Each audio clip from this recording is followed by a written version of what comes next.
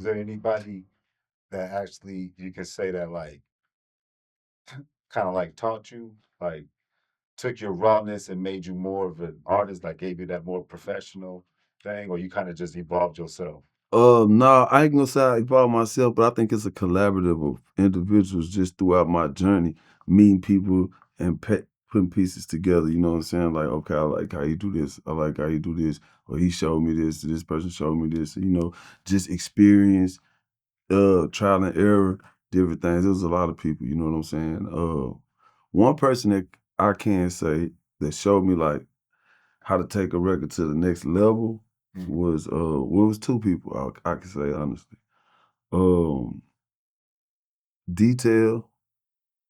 Mhm. I was making big songs. We was writing records for Future and Rihanna and a lot of people. And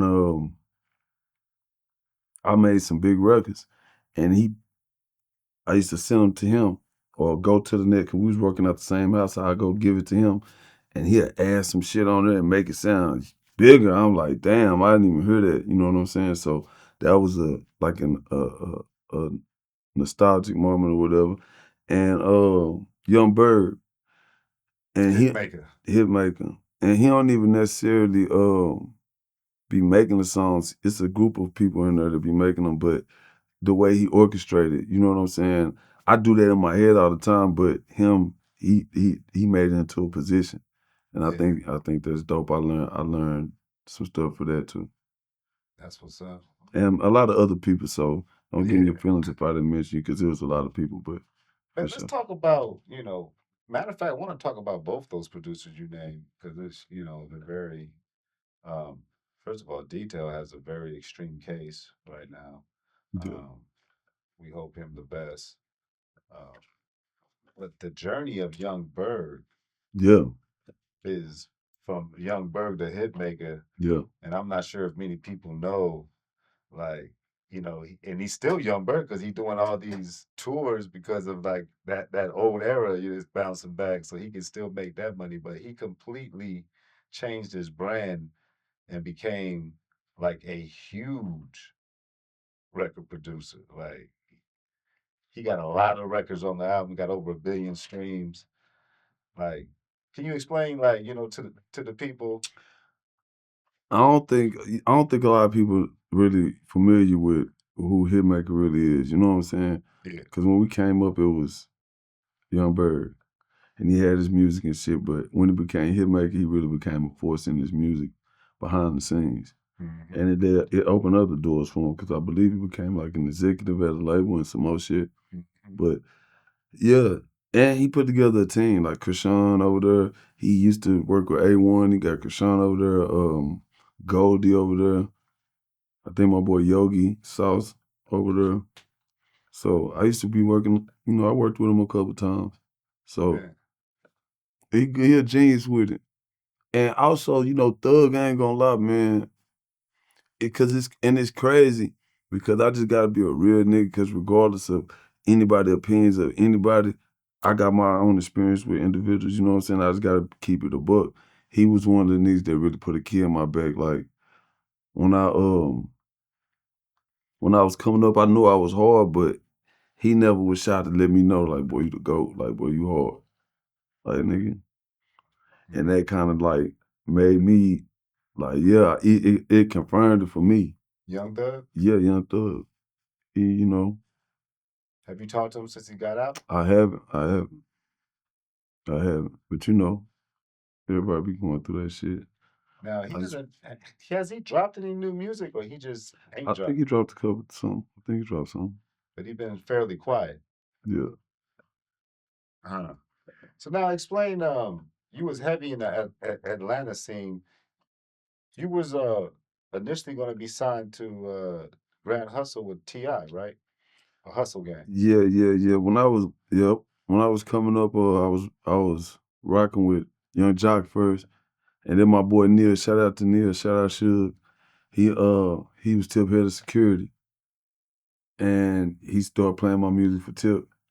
And me and Tip was in discussions about possibly doing some label stuff. Then he created Hustle Gang, And if you go back and look at video like Trap Back Jumping and stuff, it was a story being presented. And I was a part of that, you know what I'm saying? And he came, we had him on the south side on Old Net. Anybody know me in Atlanta, that's my, that's my neck of the woods, that's my block. That's where So he was over there. We had Hustle Gang sweaters for everybody over there. Rock Boys, everybody over there. And it was a time.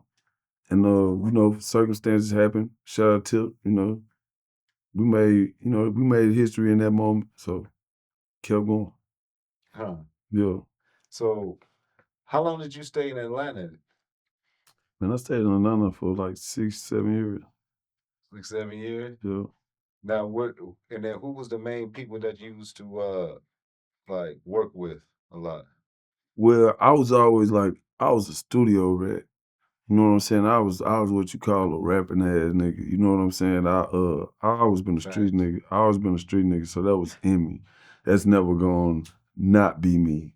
Yeah. Wherever I'm at, regardless if whatever I'm doing, nigga ain't gonna play with me. But my passion and my heart and what bleed out of me is music. You know what I'm saying? In all shapes and forms. So like one thing I was just determined to do was show niggas. Mm. So ever since I was ever out there, I was like, I'm gonna show niggas. And I was blessed to meet people like Troop, rest in peace. You know what I'm saying? Double D, rest in peace. Uh,